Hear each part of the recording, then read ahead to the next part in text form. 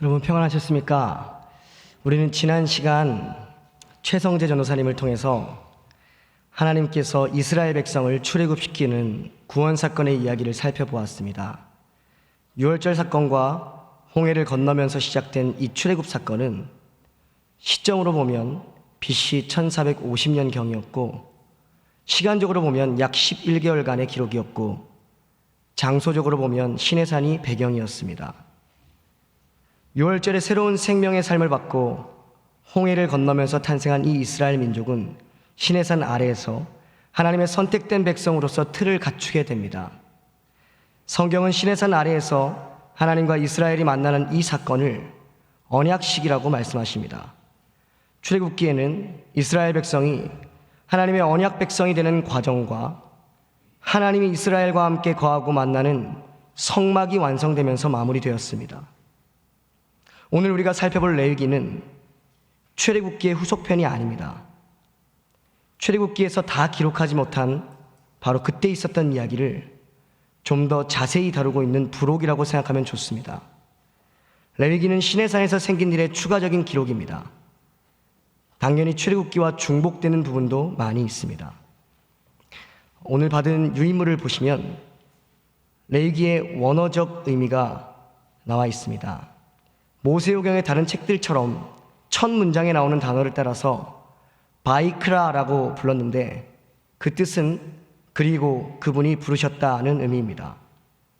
즉 레위기는 이스라엘 백성이 시내산 아래에서 머무는 동안 하나님께서 불러 말씀하신 대화들을 기록한 책인 것입니다. 혹시 제 말이 조금 빠를 수도 있으니 이해해 주시길 부탁드립니다. 제한된 시간 속에서 많은 양을 다루어야 하기 때문에 말을 조금 빠르게 진행하도록 하겠습니다. 레위기의 주제는 거룩입니다. 영어로 holiness, 히브리어로 카도시. 거룩은 성경 전체에서 강조되기도 하지만 특히 레위기의 중심 주제입니다. 거룩은 하나님의 첫 번째 속성이며 그분 한 분만이 영광스럽고 온전한 도덕적 순수성을 가집니다. 그러므로 하나님은 당신의 백성에게 거룩함을 명령하는데 그 첫째는 그의 백성이 하나님의 법에 즐겨 순종하는 것입니다. 그래야 세속과 구별된 삶을 살아갈 수 있기 때문입니다. 레위기를 볼 때 조금 아쉬운 부분이 있습니다. 레위기의 기록 방식이 문제인데 마치 법전과 같이 딱딱한 언어로 되어 있어서 읽기가 쉽지 않습니다. 그래서 많은 분들이 매년 초에 성경 일독을 작정하고 창세기로 시작하셨다가 이 레위기에서 성경 통독을 중단합니다. 그러나 여러분 잘 몰라서 그렇지 레위기는 어렵게 쓰여진 것과 달리 책의 내용을 면밀히 살펴보면 하나님의 세심한 배려와 관심이 담겨있는 책입니다. 레위기, 누구보다도 레위 지파들이 열심히 공부해야 할 교과서였습니다. 이 책에는 하나님께서 이스라엘 백성들을 일일이 챙기시느라 별별 정보를 다 넣어두셨습니다. 우리를 세심하게 챙기시는 하나님이라는 사실을 말해주는 레위기입니다. 쉽게 말해 레위기는 정보입니다. 새로운 땅에 들어가서 살 때에 필요한 정보를 하나님께서 레위기에서 주고 계신 것입니다. 한 번도 가보지 않은 나라를 갈 때에는 반드시 정보를 갖고 갑니다. 하나님께서 가나안 땅으로 무작정 들여보내신 것이 아니라 섬세하게 그들에게 정보를 주시는 것입니다. 예를 들어서 레위기 11장부터 15장의 내용은 가나안 땅의 자연 환경에 대한 정보입니다. 백성들의 삶을 일일이 살피시는 자상하신 하나님을 볼 수 있다는 것입니다. 출애굽기에서 백성들과 언약을 맺으시고 이 공동체를 유형 국가로 이 세상에 두실 때 하나님도 국법이 필요하신 것입니다. 한 나라의 행정을 염두에 두신 것입니다. 우리나라식으로 표현해 본다면 내무부, 국방부, 재무부, 문화부, 문교부, 보건복지부로 나누듯이 말입니다. 보건복지부만 해도 식품위생법, 산부인과, 피부과, 환경위생법 등 여러 가지가 있습니다. 가나안 땅에 서식하고 있는 동물, 조류, 어류, 가나안 땅의 풍토병, 특히 전염병 이런 것까지 미리 정보를 주신 것이나 다름없습니다. 여러분 제가 나누어드린 유인물 뒤편에 잠시 보시면 레위기 11장부터 15장까지가 정리되어져 있습니다. 보시면 좀 특이하게 써놓은 것처럼 생각이 되어지실 수도 있는데 각 보건복지부의 여러 다양한 과라고 생각하시면 되겠습니다. 당신의 백성을 챙기시는 좋으신 하나님이신 것입니다. 여러분, 심지어는 대머리 되는 것까지 걱정 말라고 안심시키며 챙기셨습니다. 한번 말씀을 보도록 하겠습니다. 레위기 13장 40절에서 41절입니다. 앞에 나오는 스크린을 함께 같이 봉독하도록 하겠습니다. 시작. 누구든지 그 머리털이 빠지면 그는 대머리니 정하고 앞머리가 빠져도 그는 이마 대머리니 정하니라. 얼마나 자상하십니까? 우리의 대머리 되는 것까지도 신경 쓰시고 정하다고 여겨주시는 것입니다. 여러분, 당시에는 우리가 생각하셔야 될 것이 의사도 없으니까 우선 하나님께서 그 땅의 풍토병, 바이러스 종류에 따라 증상을 미리 다 가르쳐 주셔야만 했습니다. 그리고는 그것을 레위 제사장들에게 외워놓으라고 명령하시는 것입니다. 당시엔 의과 대학도 없지 않습니까? 우선 이 공동체는 하나님이 건사하지 않으면 안 된다는 것입니다. 그래서 레위인들은 참 공부를 많이 해야만 했습니다. 백성들보다 미리 가나안에 대해 정보를 갖고 계셨던 이 나라의 왕은 레위기 안에 정보를 넣어두셔야만 했던 것입니다. 오고 오는 레위들, 다윗 시대가 오든 왕정 시대가 오든 레위 제사장들은 이 레위기를 교과서처럼 열심히 읽고 공부해 놓아야겠구나 생각하지 않을 수 없습니다. 다음으로는 레위기의 구조를 보도록 하겠습니다. 나눠드린 유인물을 보시면 다시 앞쪽을 보시면 감사하겠습니다. 크게 두 부분으로 나누어 볼 수 있습니다. 첫 번째로는 1장부터 10장은 제사 제도를 중심으로 하나님과 관계를 맺을 수 있는 길을 보여줍니다. 레위기의 핵심 구절인 11장 45절에서 내가 거룩하니 너희도 거룩할지어다 라고 했듯이 이 부분은 상반부에 내가 거룩하니, 즉 하나님의 거룩을 나타내는 부분입니다. 하나님과 인간의 관계에서의 거룩성을 말하는 것입니다. 이것은 하나님과 백성들의 수직적 거룩이라고 할 수 있습니다. 두 번째로 11장부터 27장까지는 하나님의 백성으로서 구별되는 삶으로 거룩해져야 하는 하나님의 지침을 보여주고 있습니다. 이 부분은 하나님의 공동체가 하나님과의 관계 속에서 지체들끼리 서로 거룩한 삶을 살아가야 하는 모습을 보여주고 있습니다. 11장 45절에서 너희도 거룩할지어다에 해당되는 부분입니다. 이것은 수평적 거룩이라고 할 수 있습니다. 총 27장으로 되어 있는 레위기는 조금 더 세부적으로 나누면 세 가지로 나뉠 수 있는데, 규례를 중심으로 1장부터 10장까지는 제사규례, 11장부터 22장까지는 정결규례, 23장부터 27장까지는 생활규례로 나뉩니다. 규례라고 되어 있지만 쉽게 말하면 어떻게 하나님과 관계하며 살아갈 것인가를 말씀해 주는 것입니다.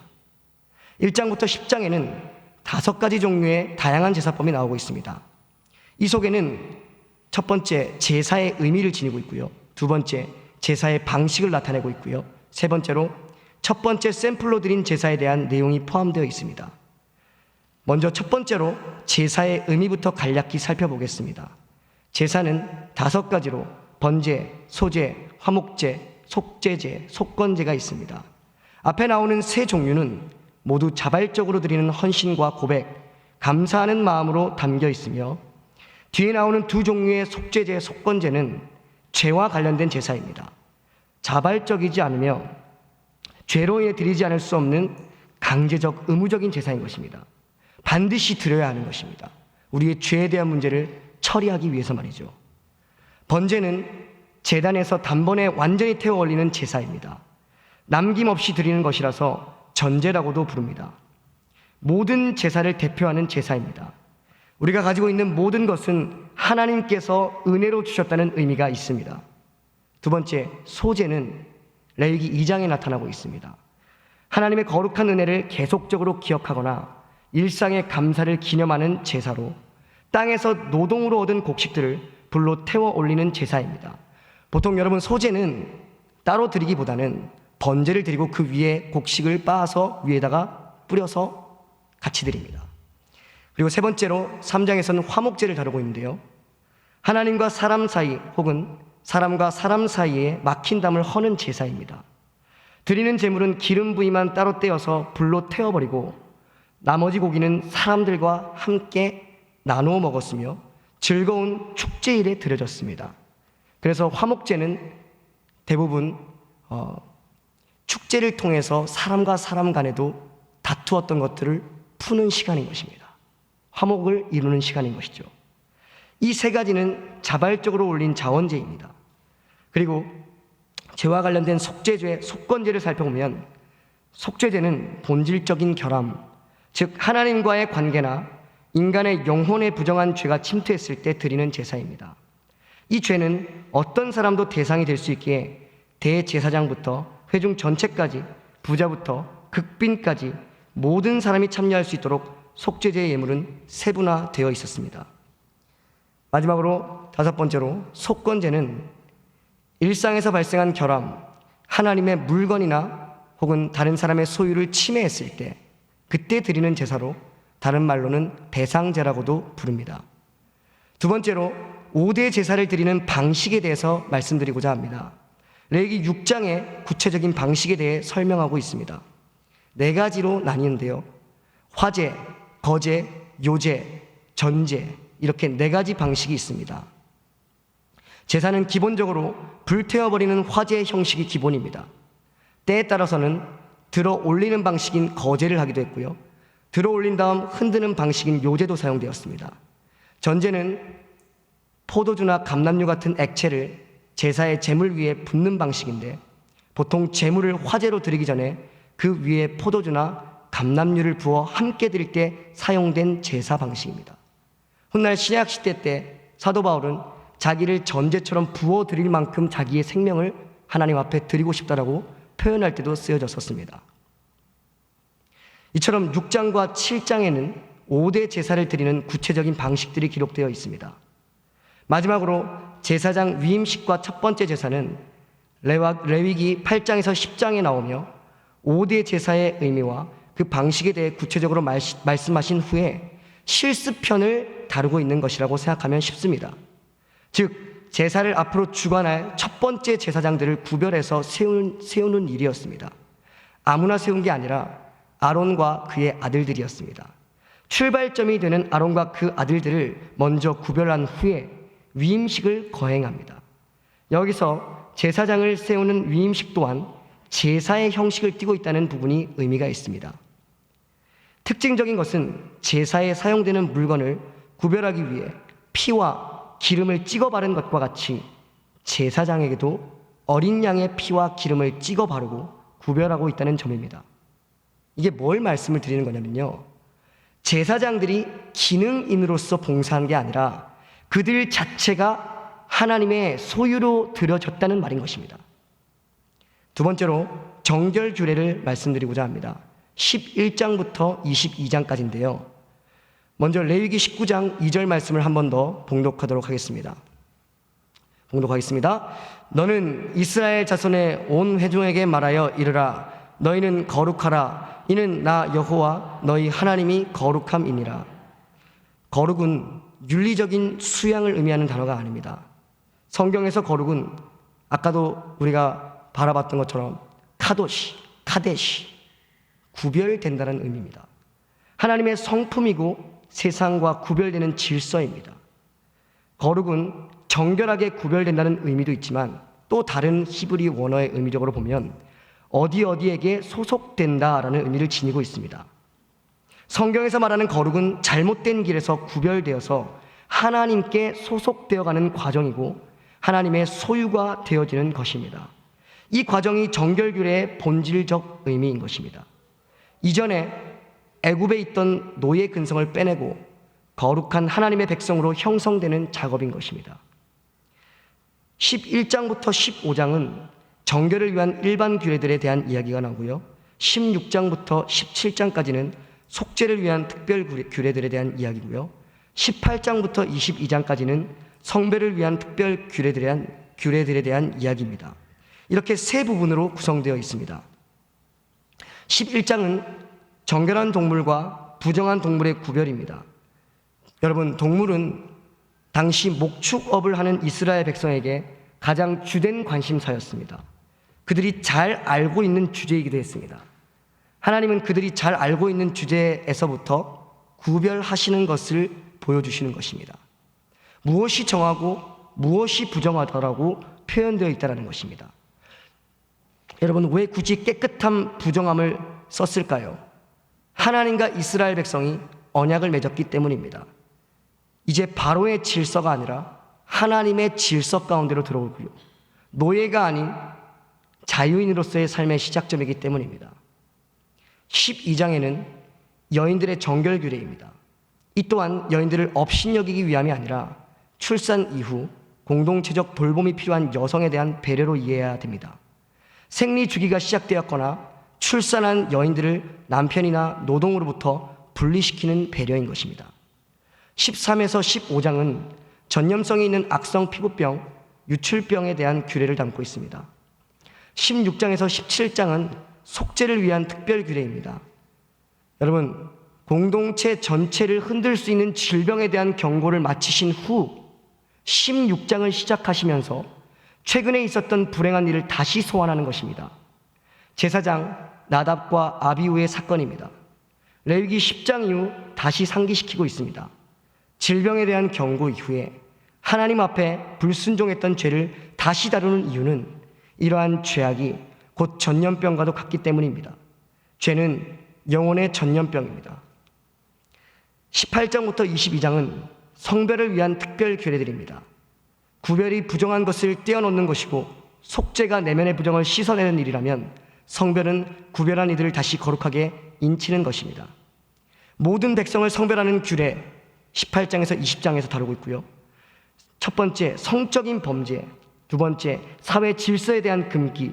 세 번째, 조심해야 할 여러 가지 풍습들을 나타내고 있습니다. 21장부터 22장은 제사장을 성별하는 규례입니다. 이 내용은 네 가지가 담겨 있습니다.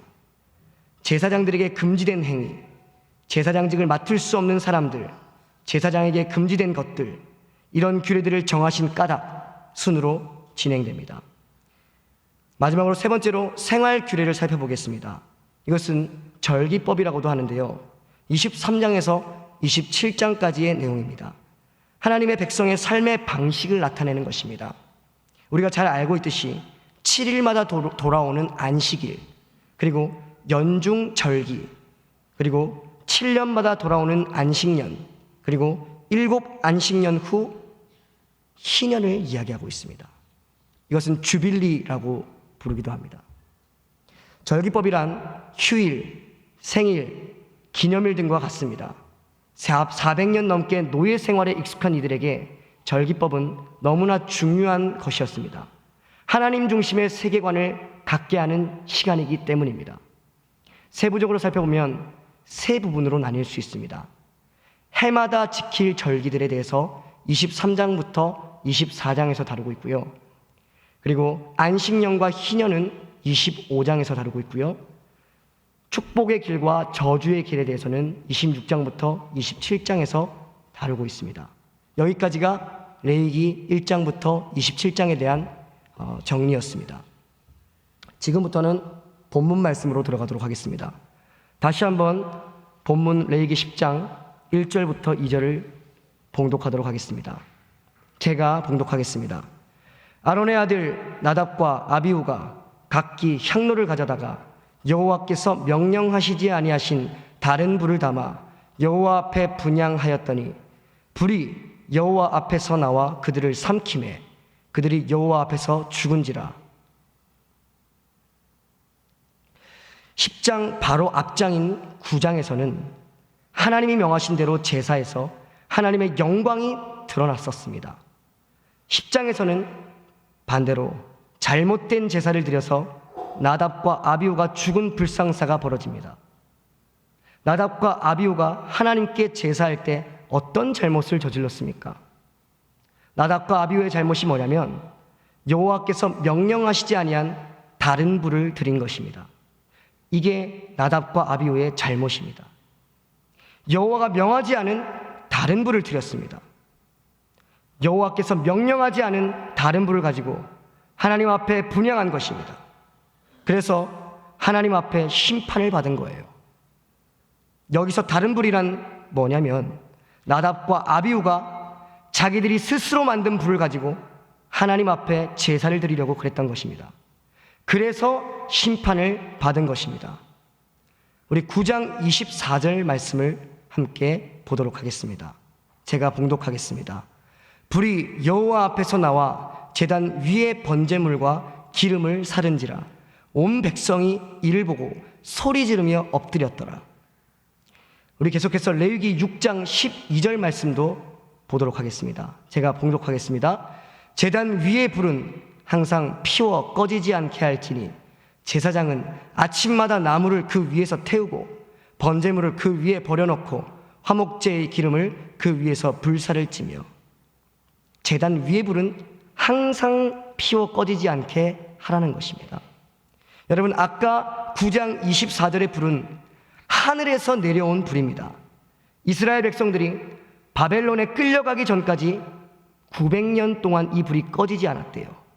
이 하늘에서 내려온 불만 가지고 하나님 앞에 제사를 드려야 하기 때문에 이 불을 꺼트리지 말라고 하나님께서 제사장에게 명령한 것입니다. 바로 이 원칙을 나답과 아비후가 깨버린 것입니다. 자기 마음대로 다른 불을 가져다가 제사 드리다가 심판을 받게 된 것입니다. 그러므로 제사를 드릴 때 가장 중요한 원칙은 따라해 보시길 바랍니다. 하나님께서 명하신 대로 제사를 드려야 됩니다. 레위기 8장에서 첫 제사를 드릴 때 전부 하나님이 명하신 그대로 제사를 드렸습니다. 8장 4절 말씀 한번 보도록 하겠습니다. 모세가 여호와께서 자기에게 명령하신 대로 하매, 모세가 여호와께서 명령하신 대로 했다는 것입니다. 5절 말씀 한번 띄워주시기 바랍니다. 모세가 회중에게 이르되 여호와께서 행하라고 명령하신 것이 이러하니라. 9절 말씀도 한번 띄워주시기 바랍니다. 여호와께서 모세에게 명령하신 것과 같았더라. 전부 하나님께서 명령하신 대로 제사장 위임식이 이루어진 것입니다. 그러나 우리가 오늘 10장에서는 어떻습니까? 여러분, 그 전에 9장 6절 한 번 더 보도록 하겠습니다. 모세가 이르되 이는 여호와께서 너에게 하라고 명령하신 것이니 여호와의 영광이 너에게 나타나리라. 여호와께서 너에게 하라고 명령하신 것이니 여호와의 영광이 너에게 나타나리라. 반복되는 말은 하나님이 명령하신 대로입니다. 10장에 와서는 갑자기 이상한 일이 생깁니다. 우리 10장 1절 말씀 한번 보도록 하겠습니다. 같이 봉독하도록 하겠습니다. 아론의 아들 나답과 아비후가 각기 향로를 가져다가 여호와께서 명령하시지 아니하신 다른 불을 담아 여호와 앞에 분향하였더니, 여호와께서 명령하지 아니한 다른 불을, 여러분, 이런 말이 나오는 것입니다. 나답과 아비후가 명령을 어기고 다른 불을 만들어다 제사를 드렸다는 것입니다. 예배에서 가장 중요한 것은 예배를 드리는 것이 아닙니다. 하나님이 명하신 대로 예배를 드리는 것이 중요한 것입니다.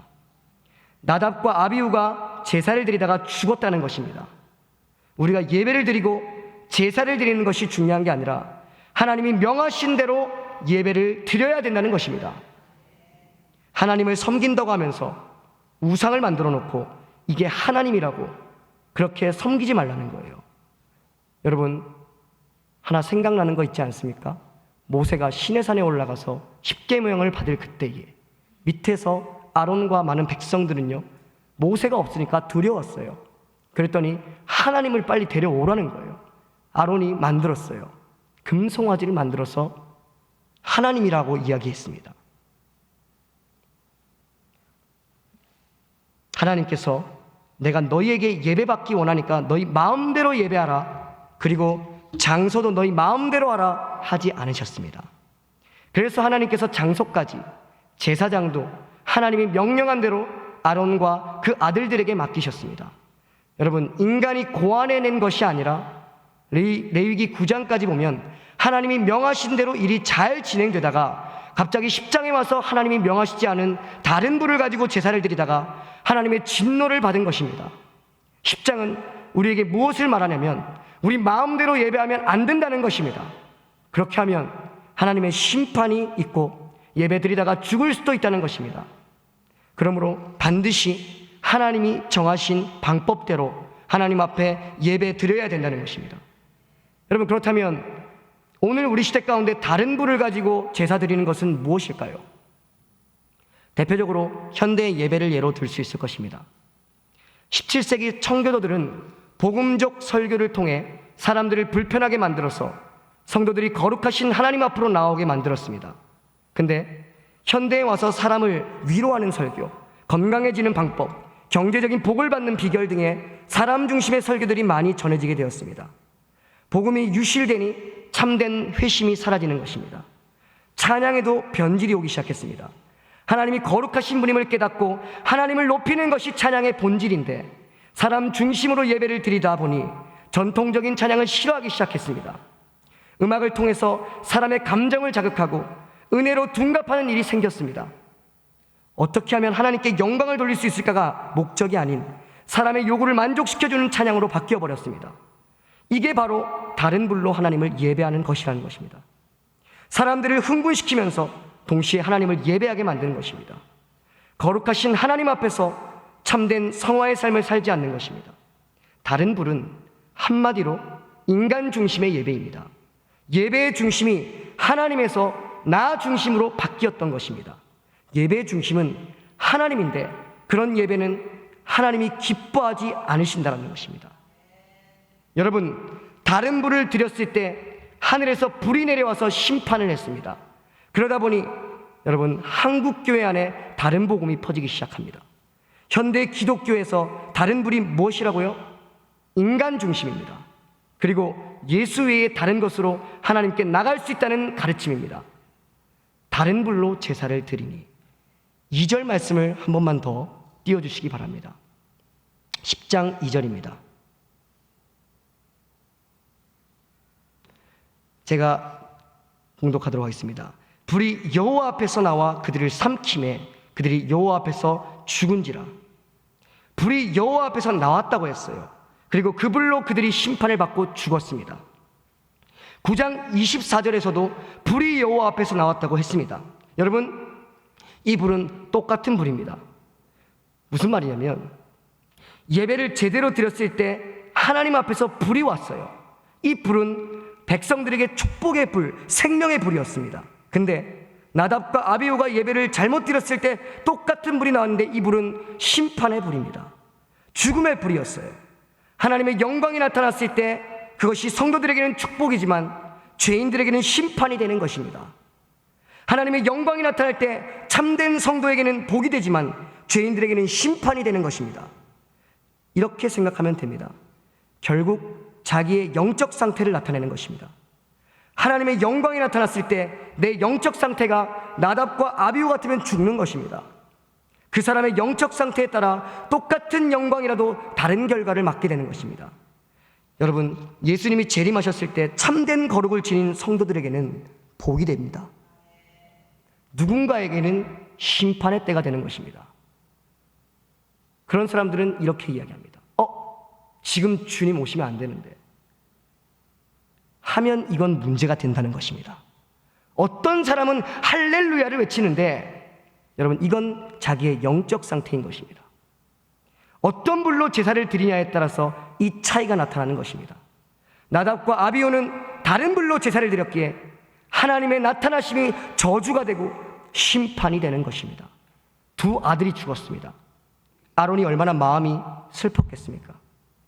그래서 이것에 대해서 모세가 아론에게 설명해 주는 것이 3절입니다. 나를 가까이 하는 자에게 나의 거룩함을 나타내겠고 나의 영광을 나타내겠다. 나의 거룩함을 나타낸 것 뿐인데 나답과 아비후는 죽은 것입니다. 누구 잘못입니까? 나답과 아비후의 잘못인 것입니다. 바로 전장인 9장에서는 하나님 나타났을 때 소리 지르며 기뻐했는데 10장에서 나답과 아비후가 죽은 것은 나답과 아비후의 잘못이라는 것입니다. 하나님답게 대우해 드렸어야 되는데 하나님을 무시한 것입니다. 그래서 영광의 하나님이 나타날 때 심판을 받고 죽은 것입니다. 나답과 아비후가 하나님 무시한 증거가 뭘까요? 하나님이 명하지 않은 다른 불을 드린 것입니다. 하나님을 무시했기 때문에 하나님의 명령을 어긴 것입니다. 8장 9장은 하나님을 경외하니까 모세는 명령하신 그대로 하는 것입니다. 하지만 나답과 아비후는 하나님을 무시했기 때문에 그분의 명령을 무시하고 자기 마음대로 불을 만들어서 제사를 드린 것입니다. 쉽게 말해서 여러분이 누구한테 뭘 하라고 지시했어요. 근데 그 사람이 자기 마음대로 하고 있으면 그건 그 사람이 여러분들을 무시하는 것입니다. 무시하니까 말을 안 듣는 거예요. 무시할 때 말을 안 듣는 것입니다. 왜 다른 불을 드렸습니까? 하나님을 무시하는 모습이 다른 불을 드리는 것으로 나타난 것입니다. 다른 불을 드리기 이전에 이미 나답과 아비후는 하나님을 무시했다는 것입니다. 그렇다면 나답과 아비후가 하나님을 함부로 대하는 태도가 어디서 나타났습니까? 제사 드릴 때였습니다. 제사 드릴 때 하나님을 함부로 하는 태도가 나타났어요. 그 사람이 하나님을 최고로 공경하고 두려워하는지 어떻게 알 수 있을까요? 그 사람이 예배하는 태도만 보면 알 수 있어요. 하나님을 참으로 공경하는 사람은 예배하는 태도가 다릅니다. 하나님을 무시하는 태도, 이 예배 중에 나타난다는 것입니다. 예배 드리는 태도가 우선 지각하고 헌금도 주머니에서 대충 내고 예배 시간에 딴청 피우고 졸고 우리 마음의 태도가 외형으로 흘러나오는 것입니다. 오늘 이 나답과 아비후가 하나님을 무시한 것이 제사 드릴 때 나타난 것입니다. 그래서 이들이 심판을 받는 것입니다. 불심판을 받았습니다. 이 말은 하나님이 이들의 예배를 받지 않았다는 말인 것입니다. 여러분, 오늘 전 여기 몇 명이 오셨는지 알 수 없습니다. 똑같이 100명의 사람이 오늘 예배를 드렸는데 어떤 사람의 예배는 받으셨는데 어떤 사람은 예배를 받지 않으신 것입니다. 예배 받지 않은 증거가 뭐냐면 은혜가 없어요. 그래서 내 영혼이 점점 죽어가는 거예요. 그러므로 우리의 예배드리는 태도가 중요하다는 것입니다. 정말 우리가 하나님을 경외하는 마음으로 예배를 드려야 된다는 것입니다. 미리 주일을 위해서 준비하는 것입니다. 하나님 만날 준비를 한 주 동안 하는 것입니다. 그리고 토요일 날 다 하는 것입니다. 주일날 와서는 미리 와서 회개하면서 예배가 시작되면 예수 그리스도를 의지하면서 힘차게 찬양하고 마음을 다해서 헌금하고 집중해서 말씀을 듣고 우리 예배 가운데 하나님의 영광이 나타날 때 은혜를 누리는 것입니다. 이게 하나님께 초점을 맞춘 하나님이 기뻐하시는 예배라는 것입니다. 우리가 하나님을 경외하는 태도는 예배하는 자리에서 나타나는 것입니다. 여러분, 그러면 우리가 삶 속에서 왜 하나님 말씀을 지키지는 않습니까? 그것 또한 하나님을 무시하기 때문에 그런 것입니다. 정말 하나님을 두려워하면 계명을 지키는 삶을 살게 되어 있습니다. 그런 삶은 주님이 받으시는 것입니다. 이 공예배도 받으시고 나의 날마다의 삶도 받으시고, 그러므로 나답과 아비후의 사건은 우리가 예배를 잘못 드리면 하나님이 예배를 받지 않으시고 우리의 영혼은 죽을 수 있다는 것입니다. 하나님이 기뻐하시고 자신의 영광을 우리에게 나타내 주시는 것입니다. 이런 축복이 우리의 모든 예배마다, 우리의 모든 삶의 순간마다 있으시기를 예수님의 이름으로 축복합니다. 기도하겠습니다. 사랑의 하나님, 감사합니다. 오늘 우리가 레위기 1장부터 27장까지의 구조를 살펴보았고, 레위기의 주제가 거룩이라고 하셨는데 이 거룩은